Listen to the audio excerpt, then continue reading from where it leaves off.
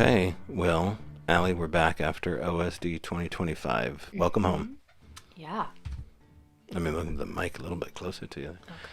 So rather than dwelling on the in particulars of the schedule, you could screen grab it and you could go over each individual guest, but let's just run through them. We had researcher Maureen Morgan. Mm-hmm. She was a ex-MUFON head rep gone rogue. Then we had Larry and Inella Benz from the Macaw Reservation, virtually along with opening ceremony by Macaw elder Brian Gagnon, along with the Shaman Shack mystics and intuitive storytellers, wisdom keepers rather, I would call them, along with Tara Harris.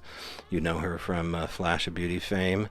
And then of course Sandy and Kevin Nelson Carney showed up. I would call them Sasquatch researchers, a married couple, in fact. And you can't do anything without Rich Germeau, who is our Sasquatch detective and also our neighbor. So he was on hand as well. Also, the team from Resonance Productions showed up and showed an official trailer for Flash of Beauty 3, as well as us and you. Yeah. Is your first Bigfoot presentation, and any words? It was great. It's not my instinct to be good at that, but the practice helps, and I think I'll get better at it as time goes on. But it was a good time to share our sounds from home. It was like you've been doing it all your life. I mean, it didn't come across on stage. That's good. There's a couple of shots that I got of you where you're just like, well, I was feeling it there. I was like, I couldn't tell you were feeling it there. Okay. So everybody was on point. So this was an all-hands-on-deck field experience. Primitive camping, folks. That's what OSD is. It's not a place where you go and, stir your Mai Tai at the casino kind of deal or, sit down in some cozy seats. Sometimes these are dewy seats from the fog bank rolling in. This is you and the elements for 4 days, 3 nights, I think it is, right? Technically? Mm-hmm. Yeah, because we got there the 9th. That would have been a Thursday and pulled out on Sunday, the 12th. And thank you again to our park hosts, the owners of Dolly's Campground on the Solduck, Rachel and Dale, for letting me basically brainstorm my, adventure along with Allie here. So basically, the problem that we have here, folks, is the fact that Allie and I were running and gunning, and we didn't get a lot of camera time in. Yeah.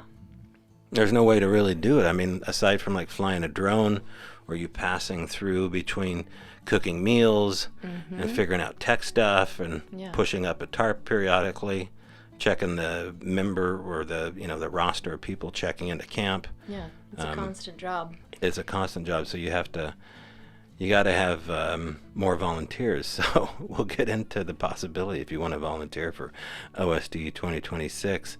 Tickets coming sometime after Valentine's. Stay tuned at OlympicStrangeDays.com. Ooh, maybe a Freudian slip on Oregon. Wink, wink, nod, nod.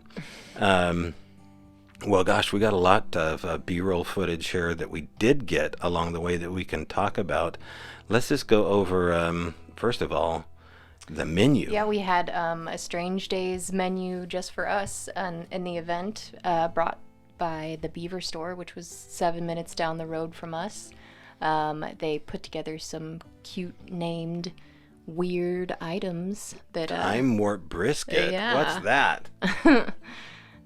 Beware. Mm-hmm. I mean, the menu went on and on and on with crazy names like Cosmic Blast Burger, Psychedelic Pig Pulled Pork, and you can find all that down at the Beaver Store 7 days a week. They just happen to cater our lunch as well. And all this happened right outside where the Lady of the Lake exists, out on Highway 101 near the beautiful Crescent Lake. It was this beautiful when we pulled into the parking lot. Yeah. It was stunning. Even actually, when we left, it was like this too.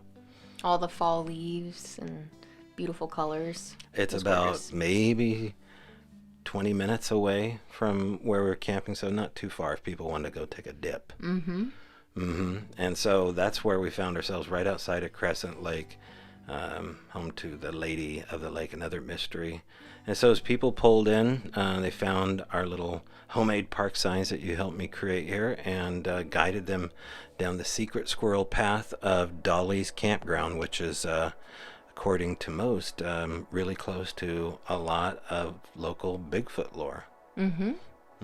And we even we built a brochure with like coordinates where people could go. Like if they didn't want to stick around and catch a guest, they could take off and hit up the coordinates and go find their own spot. Yeah, I worked really hard on that. Yes, it was really well done. Here's a small sample of our overexposed picture here around the campfire. A special nod to Priscilla and Steve, to my stage right there, of Area 58 and Sasquatch Summerfest coming next July 2026. And there's your mama next to Steve on stage right in the purple hoodie. Your mama showed up. She helped us a lot. Thank you. Here's some more pictures. Allie got in that one.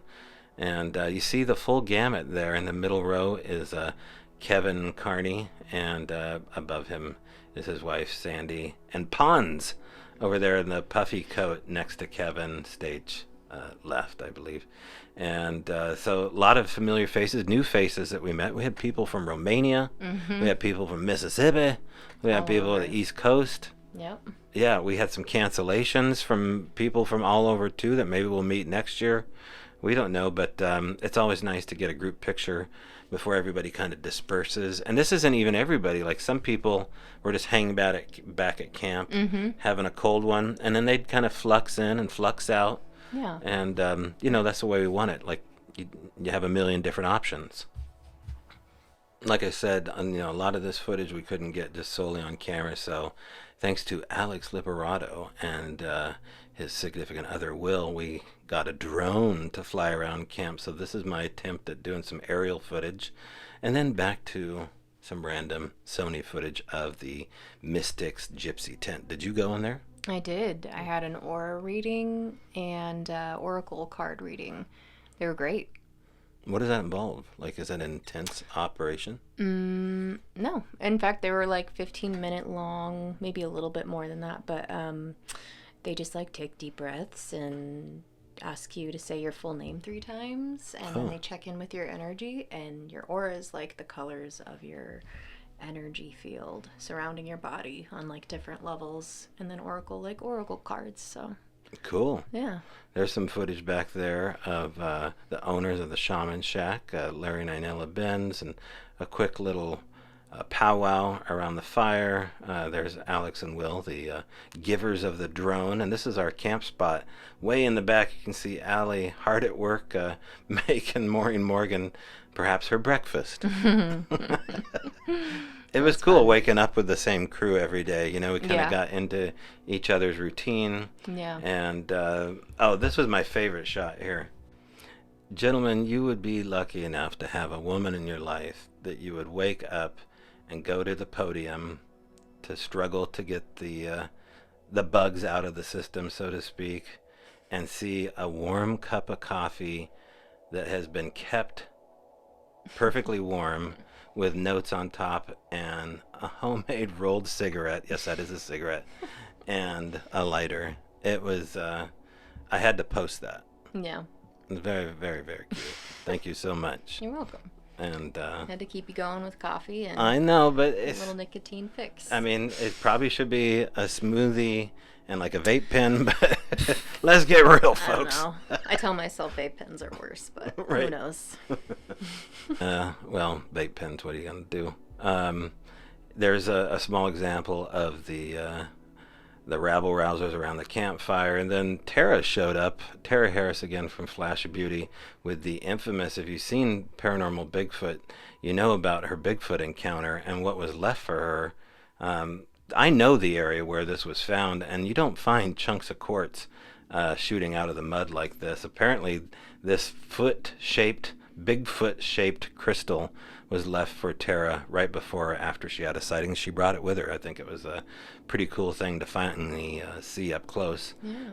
Yeah, and another fun thing about sitting around the campfire was people would share some of their research evidence and kind of pass it around. So I can't remember exactly which casting that was from, but cool to see it up close. Yeah, probably somewhere in Oregon or Washington. I don't know. I'll have to ask the sisters. We also did a duplicate out of silicone. Here's a small example of that was done by Sandy and Kevin Carney. And then this is just a still photo of, we probably shouldn't have rolled camera on this footage anyway. Here we have the Resonance production team, along with upper right-hand corner there is witness and founder of the Sierra Camp, David Johnson.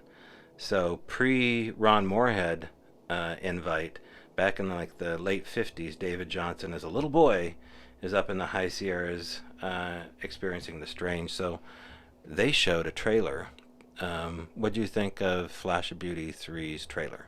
Amazing. Yeah, made me really excited to see it. Very beautiful and well done, as always. Yeah, so the idea for Flash of Beauty 3 is it's a 3-part series. So broken up into 3 sections, so 3 documentaries, all on First Nations. That's why it's called Flash of Beauty Origins. And the first chapter, Pacific Northwest Native American culture. So we get into it in the trailer. I think it's a little dabble of other tribes besides the Northwest, but we're headed to the Yakima Nation right now, actually going out the door in a couple of days, and going to be knee-deep in Yakima stories from the First Nations people, so I'm sure we'll hear all about it. And that was all virtual, and so there's a couple little bits of hiccup with Starlink, but nothing the crowd didn't understand. And luckily it wasn't pouring down rain at that point, right? It was actually okay the way it was done. Yeah. We had quite a bit of tarp to kind of keep us dry too, or at least to have an escape spot. We did. We had like a 40-foot long, like blue, totally, huge tarp, overwhelming tarp. So that did the trick for sure. So if you were there watching a film, you could hide under that shelter, or Timu shelter, or the big blue tarp. Yeah. I think here's a little close-up of our Timu tent, and it actually did pretty good. I was a little shocked that it withstood some of the stuff that was happening around it here. Just needed a little reinforcement with duct tape. Look how pretty that looks. Yeah. All the little propane pits out. It was super cozy. Everybody kind of found their little niche. Some people just hung out by the fire, watched the show. If I had it to do over again, I would have put that fire pit in the back row, long ways like it was facing the screen, so people could sit by the fire and kind of look straight ahead at it instead of like, what's going on here? But this was a big stress test for us. We had a lot packed in here, and we told the audience that. Yeah. Because last year we sat around a campfire and kind of told stories. This year we put on a freaking show. This year we put on a Bohemia Grove show. That looks like Maureen is about ready to bring out Moloch. Light the owl. Yeah. I mean, this was one of the coolest moments, is Maureen at the podium in front of the egg-shaped fire, basically schooling people on the lady. The lady. Yeah. The divine feminine. The divine feminine. Here, everybody was paying attention on this one here. This was the big show. This year was our closing act for that evening. And then Maureen would stick it out with people and answer questions. And she was really bummed we didn't have marshmallows. We'll have to do that next year. No. And here you have a backlit shot of Kevin Carney and Sandy Nelson talking about being married researchers. Yeah, the first time you got to hang out with them, and stick around for the end of the episode here, because we actually sit around the campfire with Kevin Carney and talk to him one-on-one about his experiences being a married researcher with a co-researcher, both with a medical background. What do you think of their presentation? Wonderful. Yeah. There was, I think, a lot of similarities to some of the points we think about, too. Also, we premiered our own trailer for How to Secrets of Stout Grove. If you know anything about our paranormal road trip, we took one and you crowdfunded it, and we showed a trailer. And boys and girls, it's going to be a doozy. and stick around till we decided what Halloween we're going to premiere this trailer on YouTube. So if you want to see the trailer, it's coming out Halloween night. Are you still cool with that? Okay. Yeah. I mean, I think it's the perfect time, spooky season, to show them what we're putting together. It's taking a little while to put the documentary together. Tell people, without telling them exactly why, tell them kind of why it's taking so long. Well, we want to make it really juicy and wonderful for everybody. And we have a desire to get back down to the Redwoods with a couple of additions to our gadgets and gear that will just make for better footage, and a little bit more of an attempt to capture potential evidence at that sighting. And in addition to that, we found about a couple of different witnesses who also saw a dogman/werewolf. And we really want to get some interviews to add to that. And basically just to kind of help build the story of like what Mark saw is not just seen by him. Other people are seeing it locally. Yeah, I wasn't sure if we were going to go there, but yeah. And so it's really the first time that Mark has shown his face publicly. So he's kind of been kept secret for reasons that are obvious. He wants to be anonymous, but I asked him, I said, hey, you know, if people don't do interviews with you, will you come watch this trailer and kind of just say hi from the back row? And he agreed. He stayed the whole day. He got there like at noon and went home like at 10 o'clock at night. And we found that that was the case for a couple of people that were only going to show up for a little bit, end up staying longer, coming back the next day. That's always a good sign when people leave early. Probably not a good sign. Yeah. We didn't have that with Mark. No. Maybe we should also say that if you're familiar with the original episode and his interview, he didn't share the full story, which is a part of why he doesn't really want to show his face. So there is a pretty important piece to his story that is going to be in this documentary. So that's exciting. A cliffhanger. Big time. And stay tuned for more local stuff happening out here in the Olympic Peninsula. We haven't put the puzzle pieces together, but we've been on location to one place in particular. And let me tell you, I get the tingles thinking about it. Just when you think you've heard it all in the Olympics, there's more. There's always more. And now that we have a research vehicle, we can get up deeper. We're unstoppable. We're unstoppable now. Also, like I said, we did go on some night walks, including all 3 nights, actually. We ended up in the woods through FLIR cameras and doing some silly poses. And obviously, you can see we had a lot of fun underneath the moonlight. And really, one of the stars of the show was created, again, with this fire pit idea of not a round fire pit, but like a sacrificial shaped fire pit built by Kevin Carney, which you could fit like over 20 people around this fire pit, and it was fun. I mean, and warm. It was really warm. You could throw a whole log on it, as you can see, and so that really got the spirit of the thing right. And so I don't know how the whole thing would have gone with a full size of people that couldn't get around the fire pit accurately and had to rely on propane tanks. This was just one of those moments here. So because of Kevin, I thought we needed to go deeper with the conversation. And Kevin actually, after everybody left, we were too exhausted to leave on Sunday night. We actually stayed the night next to Kevin Carney and said, Kevin, can we please roll camel with you? Please, Kevin. Please, Kevin, I want to talk to you about the Bigfoots. And he said, okay. So this is our conversation with researcher Kevin Carney. Allie, we are freshly done with Olympic Strange Days. I think this is technically day 4.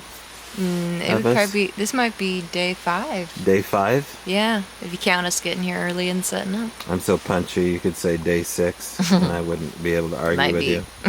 I've lost track. We decided to, we should say day 6 of what? Right?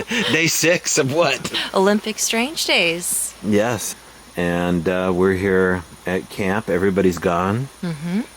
There's some hunters to our left, but otherwise we're the only ones here, I think. Yeah.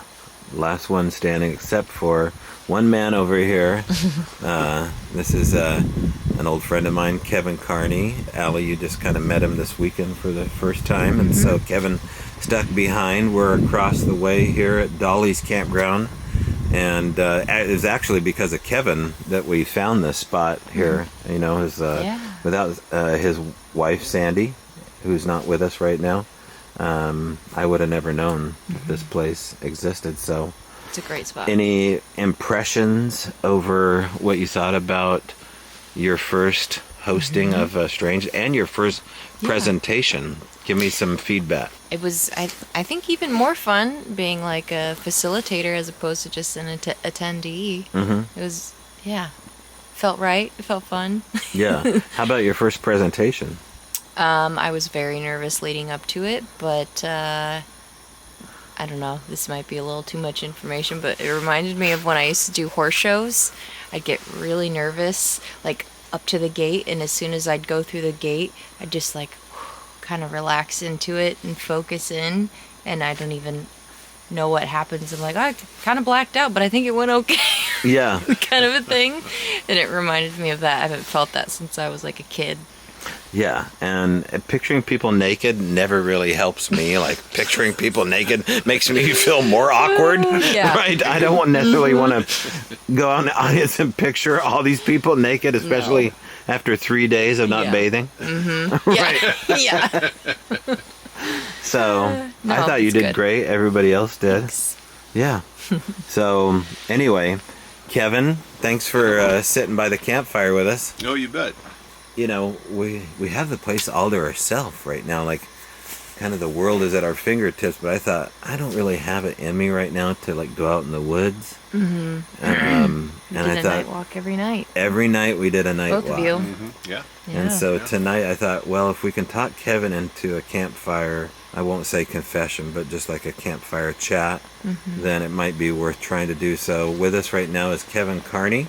And we are at his campsite. He's got his shelter up. This is some rough living right here, Kevin. It is. Nice little J-Flight. What is that, a 14-footer? It's a 18-footer. 18-footer. Yeah, we got it for squatching, but it turns out it's a soundproof box. So you can't hear it. You can't hear a thing outside even with the windows open. Really? So, but if you got to get out in the winter, that's the way to do it. Yeah. So. Yep. And winter is approaching here. It is, yeah. We're in the rainforest, so it's in flux. In fact, Hurricane Ridge just got a layer of snow, and they closed it down last night. So we're here. It's happening. Wow. But you know, Kevin, tell people a little bit about yourself. You're recent retired, medical. What was your position? I was in medical instrumentation. Wow. I mean, I just remember squatching with you and just like, I got to work today. I was like, well, what does that look like? And you just take off and you'd like do field calls and make some, you know, you're like handling business while you're Bigfooting. And it's like, well, when is this going to end?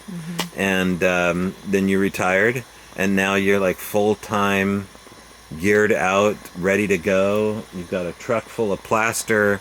Yeah. Little, you know, you can set up a bush camp at a moment's notice. You've got really good gear, and it's, you know, you can rely on Kevin to get you out of a spot for sure because he's got all the gear. So anyway, we don't have Sandy here. I'm usually I'd be panning this way right now and Sandy be smiling and saying something really cute. But right now it's just Kevin solo. So until then, she's a smart one. She bailed this morning. Right. Yeah. So tell people a little bit about your. I said tell us a little bit about your journey, but that sounds a little bit too, I don't know, wishy-washy. Tell people why the hell you're out here in the woods doing this, Kevin. Like, a lot of people think winter camping in the woods, even in the beautiful Olympics, like we don't have many people who are doing this, but you're out doing it because you must have had experiences Bigfooting and maybe a whole lot more. So tell people as much as you feel comfortable what's going on. Well, number one, I love being out here. It's magical. It really is, all by itself. And on our night walks, the night walks were didn't have a lot of forest people activity, but everybody loved it.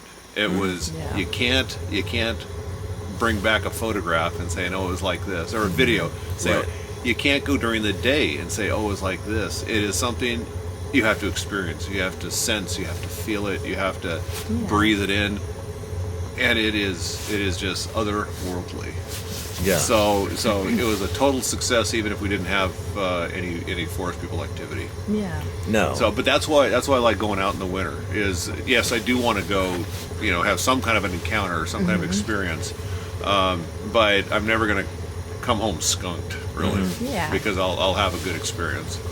Yeah. Yeah. You don't know unless you try, right? Well, that's right. That's Yeah. right. Yeah. You don't catch any fish unless you get your line wet. Yeah. There you go. And we did have stuff happen. Like there was a moment where we did a night walk with a gal from Seattle, actually named Allie Jr. That's what I called her. Uh-huh. And we heard with Doug Filer, possible 4 or 5 whoops. She had a recorder left out, so it was at the behest of the camp host here, Dale and Rachel, that said, hey, there's this like abandoned area that nobody goes to.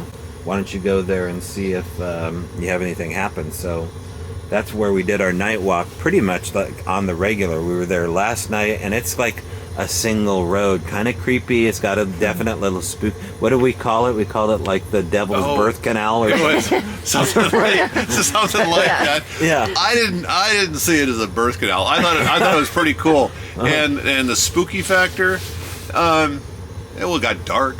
Yeah. I mean, there was one area where the road does the hill gets narrow. You're on it's an old I think rail bed. Yeah. And so a little bit high on the sides, and then the big tree canopy above, and so it did get really, really dark. Yeah. But it wasn't really. It's spooky if you made it spooky. Yeah. That Yeah. kind of a thing. Yeah. Birth canal, I don't know. Yeah. Those are pretty spooky. I don't know. That's true. Right, that's a very specific kind of spooky. It can be really spooky.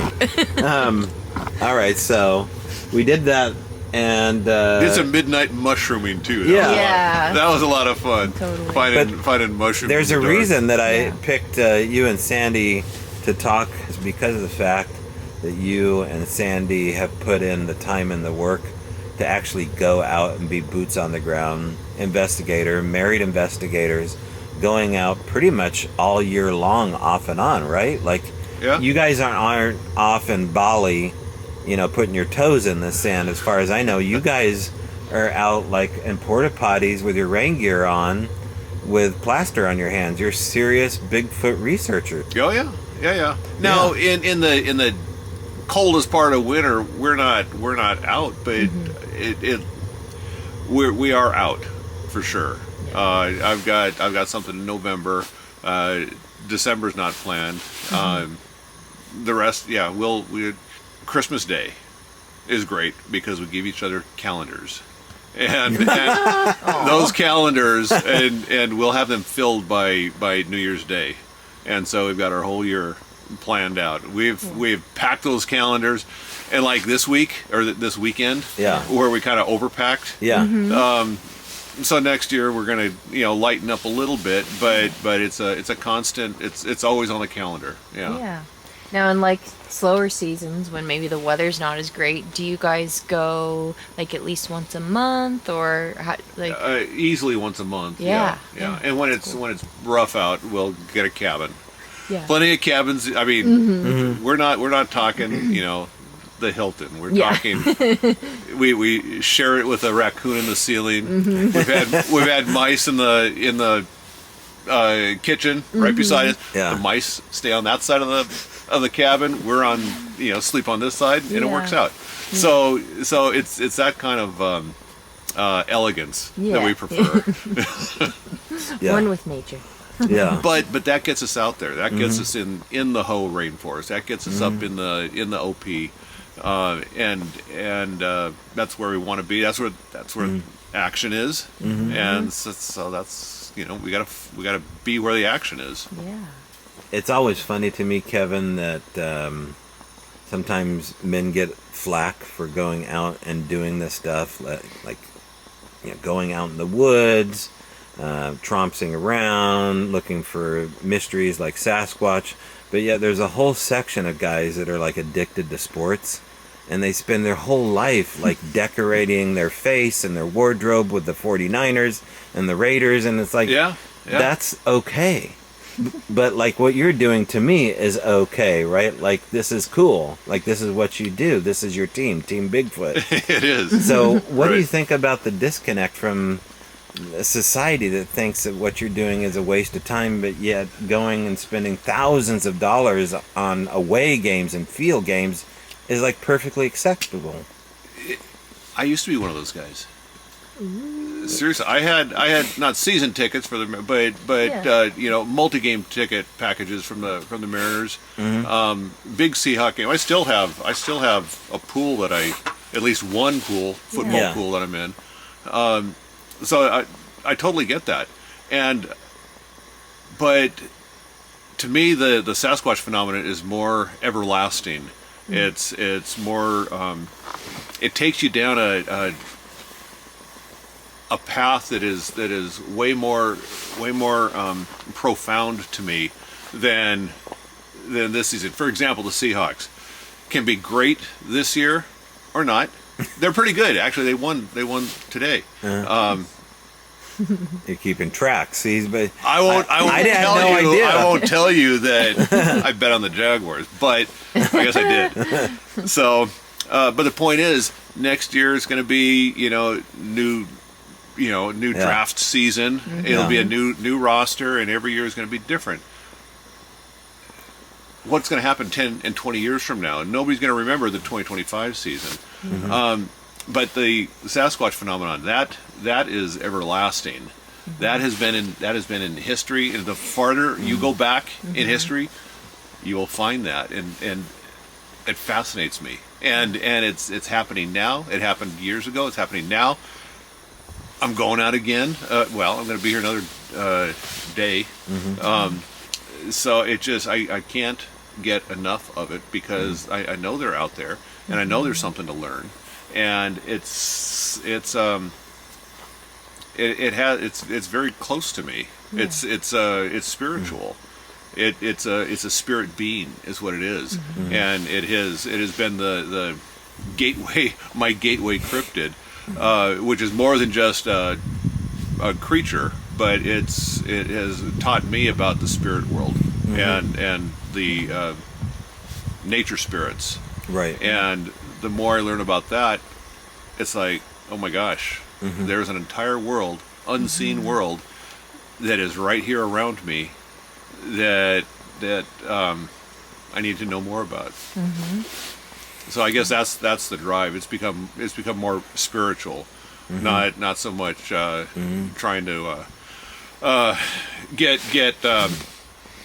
get points for the end of the weekend. Get some kind of bragging rights for the end of the weekend. Right. It's not just fun. I can't speak for Sandy, but I mean, to me, it's not like, oh yeah, let's do this, it's fun. I think we're on the same exact wavelength, that it's the curiosity, and it's like an ever evolving thing. Like okay, we're interested in this, and it's showing us new things all the time, and it's just, I mean, I don't like to use the word addicting, but because I feel like that kind of dampers the whole point of it, or makes it seem like a negative thing even, but it's just it seems natural. Like, it does. This is a natural fit for some people. It's second nature, and I don't know why. Like, I should be doing a million other things, but this for some reason seems like totally second nature. Does that make sense to you? Oh, absolutely, it does. Yeah. It's part of us. Yeah. Part of the world. Yeah. And we're all part of the world. Like finding ourselves even. Yes. A little bit. Yeah. Yeah. I had my presentation this weekend. One of the slides was I came into this as a recreational or intellectual pursuit, and I found out I've entered the gates of the spirit world, and I've always been there. I just didn't know the gates existed. Yeah. and so here I am. I'm. Have you ever heard of the Findhorn experience in Scotland? that really opened my eyes to the nature spirit world, and the more I read about that, and Robert Ogilvy Crombie, for if you want to look that up, he's a fascinating guy who had experiences in Scotland that are no less than what we're experiencing. Yeah. Only it's everything but Bigfoot. Really? Yes. Whoa. And it's worth looking into. I feel like I can't get away from it. It's in me now. I've entered the, I can't turn back. Right. Yeah. Rabbit hole. Yeah, you could call it a rabbit hole. That diminishes it a little bit too. Yeah, because then you start thinking conspiracy theories. That's true. Yeah. And but it is definitely a rabbit hole, and I don't know if I'll ever find the end. Yeah. And that's kind of frustrating to me. Is the more I look into this, the more I realize I may not find the end, but I'm willing to take that risk. Yeah. Yeah. Sometimes I think, like, what is my group? Like, would I hang out with these people, Kevin included, right? Like, would I hang out with them on the regular? We have this in common, but what else do we have in common, right? Like, and then I thought, oh no, I'm super interested in curious people. Yeah. Like, I want to know curious people, devoid of ego, hopefully, right? That are just naturally curious about deeper questions. So for me, this feels like maybe the most important question of our existence is, what is the other? Can we connect?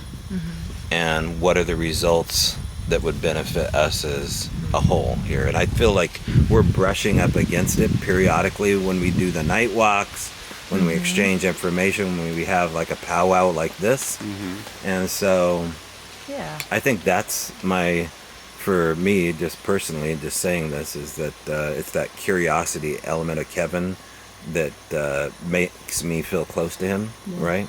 So that's what I appreciate about you, Kevin. Thank you. I think I've met people on this journey that I never, ever would have met otherwise in a normie world. Yeah. There's people that I love that I've met on this journey that I would brand them as, a different political affiliation, and I'd have nothing to do with them. Another religious affiliation, I'd have nothing to do. A Steelers fan, and I would have nothing to do with them. But none of that that's all superficial. That is all totally superficial stuff. And when you get to know the person as a person, you get to know everybody kind of like when they were 12 years old, and everybody got along, and everybody understood, and everybody watched out for each other. Everybody experienced and learned new stuff, and we're excited about it, and that's the way I'm seeing people now, and realizing that all that other stuff is just unnecessary. That's not the real world. The real world is what's in your heart, and you get to see that what's in other people's hearts around the campfire, and when you're scared, and when you're excited, and when you have a discovery, that's what's exciting, and everybody on this journey is like that, and probably more so that haven't jumped on board yet. Well, that's the nice thing about OSD too, is the fact that we kind of weed out the people that don't want to experience that kind of stuff in nature, because this is primitive camping. Like, there's there's facilities, there's a pump, but like, you bring it in, you figure it out, and then you connect with people. And so it's hard to pull that off in a conference center, because there's so many distractions. You got a good cell phone signal. If it's a casino, there's all the sounds that come with that. And out here, it's just like, nature is going to provide the boundaries and the rules for us. It's going to rain. And now we're all going to be under a shelter, right?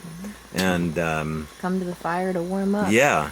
That's what Sandy's great about, is having community soup pots. Yeah. Where everybody will gather, bring their own stuff and throw it in the pot, and it's great. Yeah. And you let it marinate overnight, and the next day it's even better. We've had one occasion where we had to stay another day. I mean, the experiences were so good, and we didn't know if we had enough food, enough water. We all the campers pooled their food on a kitchen table, and Sandy goes through and cobbles together enough food for one more dinner for everybody, one more breakfast for everybody. We foraged some mushrooms and was able to throw that in the pot, and it took everybody to get together to contribute that in that kind of a manner to be able to stay another day, and we had fantastic experiences that same night. So it was absolutely worth it, and everybody had to buy in. It was in everybody's interest to work together. Yeah. So you had a good experience while you were here? I did. Okay. I thought it was great. I really enjoyed it. Yeah. That's what Burning Man wishes it could be. What you just described. Right. Yeah. Just side note. Right. Devoid of like the acid trips and yeah. Thanks, Kevin, for talking to us here.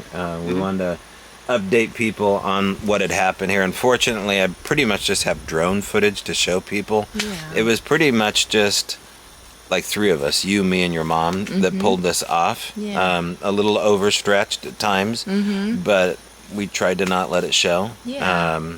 So if you're interested in doing it next year, tickets go on sale after Valentine's. Everybody that showed up and was able to make it here will be exclusive, I guess, as far as RSVPs on Valentine's Day, so they can reserve their spot first because they came, and then everybody else can get a ticket sometime after that point. We haven't decided on the date, but we know we're going to be here October 1st.